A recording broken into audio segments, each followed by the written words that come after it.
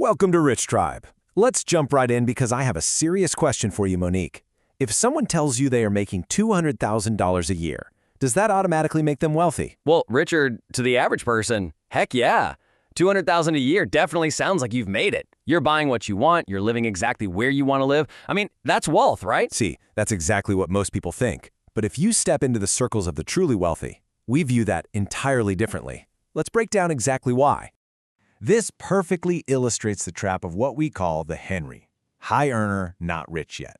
Imagine a corporate lawyer. They're making that $200K, but they're leasing a luxury SUV for $900 a month. They rent a gorgeous downtown penthouse for $4,000 a month. They're eating out every single day.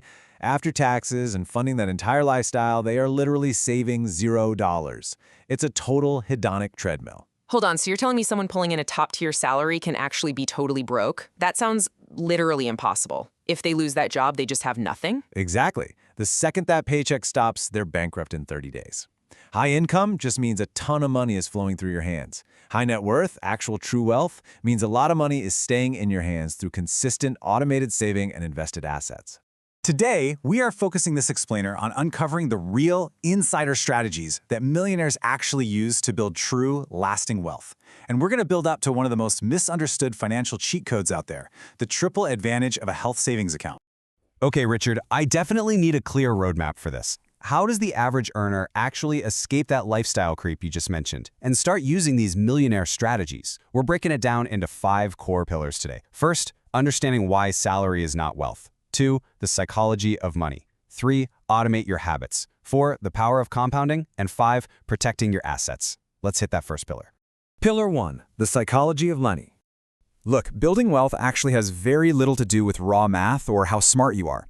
It is almost entirely about behavioral psychology. Author Morgan Housel hit the nail on the head. He said, when most people say they want to be a millionaire, what they might actually mean is I'd like to spend $1 million. That is the ultimate paradox of spending. Years ago, the singer Rihanna nearly went bankrupt after completely overspending, and she actually sued her financial advisor. The advisor's response in court was brutal but so honest. He said, was it really necessary to tell her that if you spend money on things, you will end up with the things and not the money? Wow, that's hilarious, but honestly, kind of terrifying. Because society literally trains us to show off our money.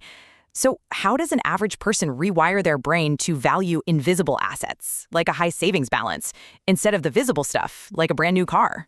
You have to realize that every single dollar you save buys you an intangible benefit. It buys flexibility, it buys options, and the ability to pounce on opportunities when everyone else is desperate. You rewire your brain by simply removing the choice to spend it. Which brings us to Pillar 2, automate your financial habits. Okay, but let's be real for a second. If the money is just sitting right there in my checking account, that new gadget or fancy dinner out looks incredibly tempting. That spend it if you see it trap is so huge. Which is exactly why millionaires never, ever rely on willpower. Willpower fades, systems stick. If you want to build wealth, you've got to automate your financial habits using reverse budgeting. Step 1, you make saving a non-negotiable bill. Before you pay rent, before you buy groceries, you pay yourself first. You set up an automatic transfer the exact second your paycheck hits. A great baseline is the 70-20-10 rule. You live on 70%, save 20%, and dedicate 10% to debt or donations. But what about people who say, oh, I'll save when I earn more? Because it's really hard to automate when things feel tight. That is the ultimate excuse, Monique, and it is a massive trap called lifestyle creep, because expenses almost always rise alongside your income. If you can't manage to save $10 when you make $100, there is no way you'll manage $10,000 when you make $100,000. Automating even $20 a week builds the habit.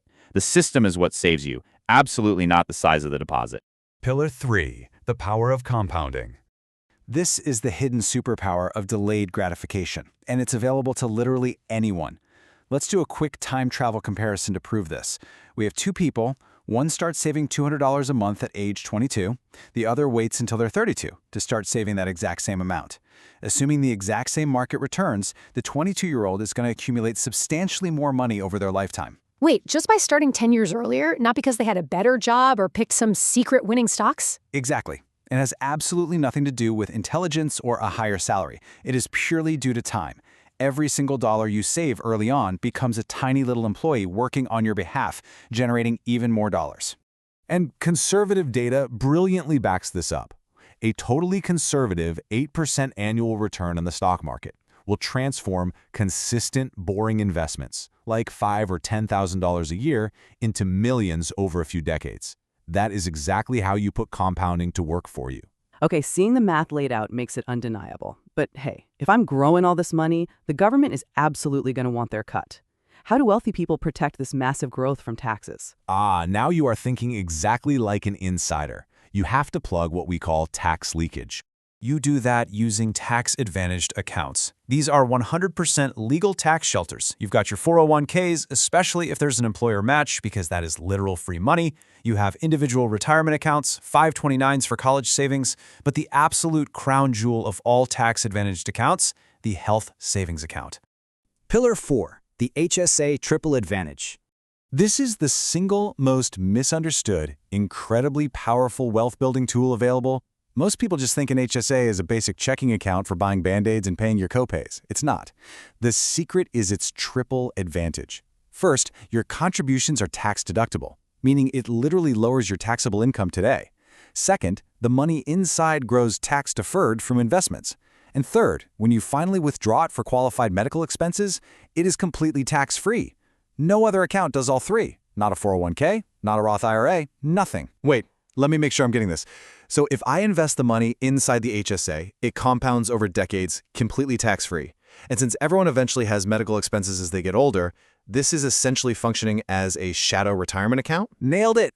You pay out of pocket for your minor medical stuff right now, leave the HSA invested, let it compound for 30 years, and then boom, you have a massive tax-free war chest for healthcare in your retirement. It is a complete financial cheat code. Pillar 5, protecting your assets. Look, all of this magical compounding means absolutely nothing if a single curveball completely wipes you out. Right, because life definitely throws curveballs. Medical emergencies, random car repairs, sudden job losses. So what are the absolute non-negotiable safety nets here? You must have a 3 to 6 month emergency fund sitting in a high-yield savings account. You absolutely need adequate insurance coverage, life, health, and as you grow wealthier, umbrella liability insurance to shield you from lawsuits. Finally, comprehensive estate planning, wills, powers of attorney. If you don't build a massive moat around your financial castle, you will eventually be overthrown. Now, before we reveal the final, absolute, golden rule of wealth building to tie this whole thing together, if you are finding these millionaire strategies valuable, make sure you subscribe to Rich Drive channel, like, comment, and share. We absolutely love bringing you these deep dive explainers. The legendary investor Charlie Munger summed it up perfectly. He said, the first rule of compounding is to never interrupt it unnecessarily. This is exactly why we have the emergency fund. This is why we have the insurance. We build a margin of safety so that when the inevitable disaster strikes, we don't have to cash out our investments and interrupt that beautiful compounding growth. So, we've covered a ton of ground today. Real wealth is definitely not your salary. It is the habits you repeat daily, it's automating your systems, utilizing that massive HSA triple advantage, and letting time do all the heavy lifting. And remembering that real wealth is built through consistent, everyday action, not just waiting around for a perfect moment. Exactly. So we want to leave you with this one question. What one financial habit will you automate today? Is it going to be $20 a week into an emergency fund? Are you going to finally open that HSA? Make the choice today, let the system take over, and watch your true wealth grow. Thanks for joining us.